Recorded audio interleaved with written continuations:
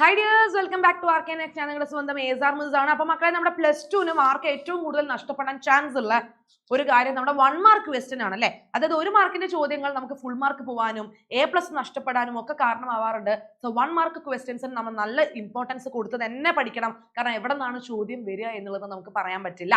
Okay, നമ്മൾ പലപ്പോഴും കുഴപ്പിക്കാറുള്ളത് 1 mark questions ആണ്. സോ ഈ ഓണ പരീക്ഷയ്ക്ക് ബയോളജിയിൽ നിന്ന് ചോദിക്കാവുന്ന 1 മാർക്ക് ക്വസ്റ്റ്യൻസ് ഏതൊക്കെയാണെന്ന് നമുക്ക് നോക്കിയാലോ.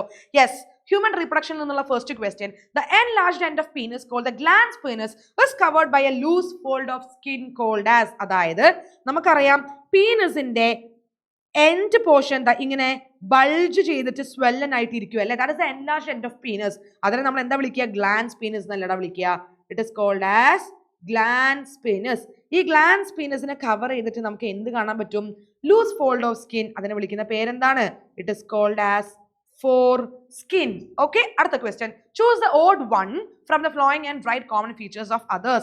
ഇതിൽ ഒറ്റയാനെ തെരഞ്ഞെടുത്തിട്ട് ബാക്കിയുള്ളതിന് കോമൺ ഫീച്ചേഴ്സ് എഴുതാനാണ് പറഞ്ഞിരിക്കുന്നത് കേട്ടോ. ഈസ്ട്രജൻ, ആൻഡ്രോജൻ, പ്രൊജസ്ട്രോൺ, റിലാക്സിൻ, ഇത്രയും തന്നിട്ടുണ്ട്. അപ്പൊ ഇതിൽ ഈസ്ട്രജൻ, റിലാക്സിൻ, പ്രൊജസ്ട്രോൺ ഇതെല്ലാം എന്താണ്? ഫീമെയിൽ ഹോർമോൺസ് ആണ്. ഇതെല്ലാം ഫീമെയിൽ ഹോർമോൺസ് ആണ് അല്ലെ. അതേ സമയത്ത് ആൻഡ്രോജൻ എന്ന് പറയുന്നത് എന്താണ്? ഇത് മെയിൽ സെക്സ് ഹോർമോൺസ് ആണ്. മെയിൽ സെക്സ് ഹോർമോൺസ് ആണ്. Okay, so the odd one is androgen. അടുത്ത question. First menstruation in a female begins at puberty and is called as. അതായത് നമ്മൾ പ്രായപൂർത്തിയാവാന്നൊക്കെ പറയില്ലേ, പ്യൂബർട്ടി എത്തുന്ന സമയത്താണ് നമ്മുടെ എന്ത് തുടങ്ങുന്നത്? മെൻസ്ട്രുവേഷൻ സ്റ്റാർട്ട് ചെയ്യുന്നത് അല്ലെ. ഒരു 11, 12, 13 വയസ്സിലൊക്കെ സ്റ്റാർട്ട് ചെയ്യും. അതിന് നമ്മൾ വിളിക്കുന്ന പേര് മെനാർക്ക് എന്നാണ്. ഓക്കെ, ഒരു 50 years ഒക്കെ ആവുമ്പോഴോ മെൻസ്ട്രുവേഷൻ സ്റ്റോപ്പ് ചെയ്യും. അതിനെ വിളിക്കുന്ന പേരെന്താണ്? മെനോപോസ് എന്നാണ് കേട്ടോ. Menopause. Next question. In female ovum is normally released on the 14th day of menstrual cycle. Name the process of release of ovum from ovary. 14ാം ദിവസം എന്ത് സംഭവിക്കുന്നു? ഓവറിൽ നിന്ന് ഓവം റിലീസ് ആവുന്നു. ആ പ്രോസസ്സിനെ നമ്മൾ എന്ത് വിളിക്കും? Ovulation. Okay, where does fertilization occur? എവിടെയാണ് ഫെർട്ടിലൈസേഷൻ നടക്കുന്നത്? അതായത് ഇത് നമ്മുടെ ഫെലോപ്പിയൻ ട്യൂബ് ആണ്. ഓക്കെ, ഇതെന്താണ്? ഇത് നമ്മുടെ ഫെലോപ്പിയൻ ട്യൂബ് ആണെങ്കിൽ ഈ ഒരു റീജിയനെ നമ്മൾ വിളിക്കുന്ന പേരാണ് ആംബ്യുള്ള അല്ലെ. ഇൻഫണ്ടിബുലം കഴിഞ്ഞ് ആംപ്യുള്ള, ആംപ്യുള്ള കഴിഞ്ഞ് അല്ലെ. അതായത് ഇൻഫണ്ടിബുലം ഓവറിനോട് ചേർന്ന് കാണുന്ന ഭാഗവും ഇസ്തമസ് യൂട്രസിനോട് ചേർന്ന് കാണുന്ന ഭാഗവുമാണ്. ഇതിന് രണ്ടിന്റെയും ഇടയിലുള്ള റീജിയനാണ് ആംപ്യുള്ള. അവിടെ വെച്ചാണ് ഫെർട്ടിലൈസേഷൻ നടക്കുന്നത്. അടുത്ത question. Human female possess 44 plus XX chromosome number. The chromosome number of secondary oocytes. അതായത് നമുക്കറിയാം, നമുക്ക് മൊത്തം 46 ക്രോമസോംസ് ആണുള്ളത്. ഇപ്പൊ ഫീമെയിലിന്റെ കേസ് എടുത്ത് നോക്കുകയാണെങ്കിൽ 44 ഓട്ടോസോംസും അല്ലെ ആൻഡ് XX ക്രോമസോംസും ആണ് ഉള്ളത് അല്ലെ. അപ്പൊ ഇവിടെ ചോദിച്ചിരിക്കുന്നത് സെക്കൻഡറി ഊസൈറ്റിന്റെ ക്രോമസോം നമ്പർ ആണ്. അപ്പം 44 plus XX എന്ന് പറയുന്നത് ഡിപ്ലോയിഡ് ആണ്, 2n കണ്ടീഷൻ ആണ്. അതിന്റെ ഹാഫ് ആണ് എവിടെയുള്ളത്? സെക്കൻഡറി ഊസൈറ്റിൽ, ബിക്കോസ് ഇറ്റ് ഇസ് ഹാപ്ലോയിഡ് അല്ലെ. ഓക്കെ, അപ്പൊ ഹാഫ് സെറ്റ് ഓഫ് ക്രോമസോം അല്ലേ ഉള്ളൂ. അപ്പൊ എന്ത് വരും? 22 plus X ആണ് കറക്റ്റ് ആൻസർ. അടുത്ത ചോദ്യം. The embryo with 8 to 16 blastomeres is called as. അതായത് 8 മുതൽ 16 സെൽഡ് സ്റ്റേജ് അല്ലെ. 8 മുതൽ 16 ബ്ലാസ്റ്റോമിയസ് ഉള്ള ഒരു കുഞ്ഞു എംബ്രിയോനെ നമ്മൾ എന്താ വിളിക്കുക? It is called as morula.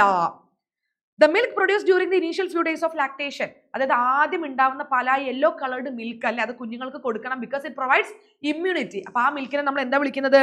കൊളോസ്ട്രം. Okay, ഈ കൊളോസ്ട്രത്തിൽ ധാരാളം എന്തുണ്ട്? IgA ആന്റിബോഡീസ് ഉണ്ട്. അത് കുഞ്ഞുങ്ങൾക്ക് എന്താണ്? ഇമ്മ്യൂണിറ്റി പ്രൊവൈഡ് ചെയ്യും കേട്ടോ. ഓക്കെ, അടുത്തത്. Find out the correct sequence. അപ്പൊ ഇതിൽ നമ്മളോട് കറക്റ്റ് സീക്വൻസ് ആണ് ചോദിച്ചിരിക്കുന്നത്. അപ്പൊ എന്താ വരിക? ആദ്യം ഫെർട്ടിലൈസേഷൻ നടക്കും.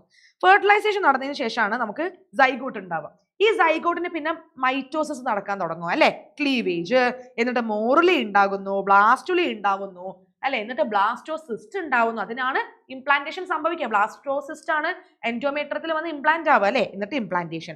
So the right answer is option D. Okay, next question.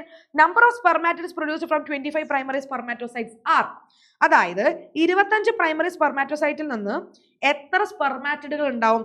ഒരു പ്രൈമറി സ്പെർമാറ്റോസൈറ്റിൽ നിന്ന് 4 സ്പെർമാറ്റിഡ്സ് ഉണ്ടാവും.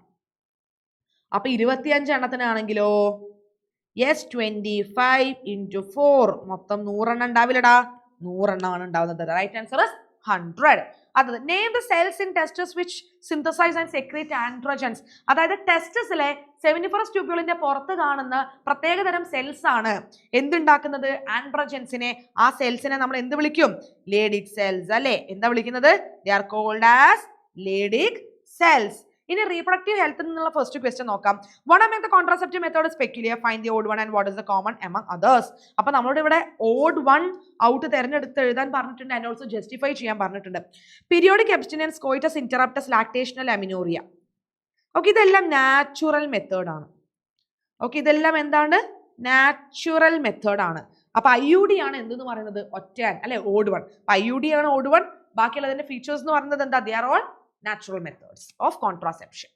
Name the oral contraceptive for female developed by CDRA. ഒരു മാർക്കിന് ഏറ്റവും കൂടുതൽ തവണ ചോദിച്ചിരിക്കുന്ന ക്വസ്റ്റ്യൻ ആണ് ഈ ഒരു ക്വസ്റ്റ്യൻ. അതായത് നമ്മുടെ ലക്നൌവിലുള്ള CDRA ഡെവലപ്പ് ചെയ്തിട്ടുള്ള ആ ഒരു ഓറൽ കോൺട്രാസെപ്റ്റീവ് പിൽ ഏതാണ്? With least side effects and also this is a once a week pill. ഇതാണ് സഹീലി. ഓക്കെ, സഹീലി. അടുത്ത question, name the technique of transferring embryos up to 8 blastomeres into a Fallopian tube. അതായത് ഫെലോപ്പിയൻ ട്യൂബിലേക്ക് നമ്മൾ എന്ത് ചെയ്യാണ്?